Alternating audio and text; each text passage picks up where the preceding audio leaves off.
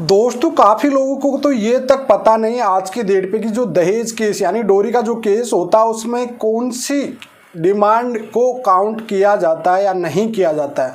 कई बार कई लोगों के सवाल भी आते हैं कि सर मेरी शादी में मुझे कार दी गई थी, बाइक दी गई थी, लेकिन बाइक और कार लड़की के नाम से ही, कुछ पैसे भी दिए गए थे, कुछ गिफ्टेड दिए गए थे, क्या ये सब दहेज की कैटेगरी में आते हैं या नहीं आते हैं।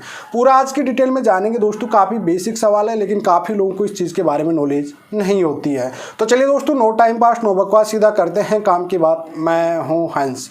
सेकंड बात दोस्तों, कमेंट में नंबर ना छोड़े। अगर आप मुझसे ही बात करना चाहते हो, डिस्कशन पूरी डिटेल होती है, कैंसिलेशन फीस जमा करके आप बात कर सकते हैं। देखिए दोस्तों, आपकी जो शादी होती है हस्बैंड और वाइफ की, उसमें से सगाई से लेके लगन से लेके फेरे तक का जो भी सामान होता है वो दहेज की कैटेगरी में नहीं आता है। जी हाँ, वो सब कुछ आता है वो लड़की का ही होता है, चाहे वो गाड़ी हो, चाहे बाइक हो, चाहे वो हस्बैंड के नाम में क्यों ना हो, वह सब कुछ पे राइट होता है। वो ओनरशिप जो होती है वह वाइफ की होती है, क्योंकि ये सब कुछ कैटेगरी आती है स्त्री धन में। चाहे वो आपको गाड़ी दी गई हो, चाहे वो पैसा दिया गया हो, चाहे कोई गिफ्टेड हो, चाहे जेवर हो, कोई भी चीज़ हो, वो सब कुछ स्त्री धन के काउंट किया जाता है। वो दहेज केस की कैटेगरी में नहीं आता है। अब सवाल यहाँ पे आता है कि लोगों के माइंड में होता है कि दहेज की कैटेगरी में क्या आता है। दहेज केस की कैटेगरी, दहेज केस की कैटेगरी में वो होता है कि जो शादी होने के बाद अगर आपने किसी भी तरह की अलीगल टाइप की डिमांड की गई हो, जैसे कोई गाड़ी की, किसी भी तरह से हरासमेंट किया हो आपकी मिसेज को, इस चीज़ के लिए डिमांड की हो कि आपको गाड़ी लाना है, 5 लाख रुपए लाना है, एक तरह से मेंटल क्रूरल्टी करना, वही एक दहेज की कैटेगरी में आती है।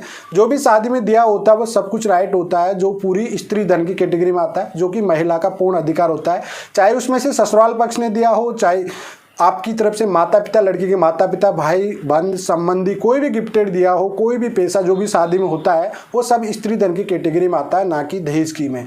दहेज की कैटेगरी में तो वही चीज़ आती है जो शादी के बाद में डिमांड की जाती है।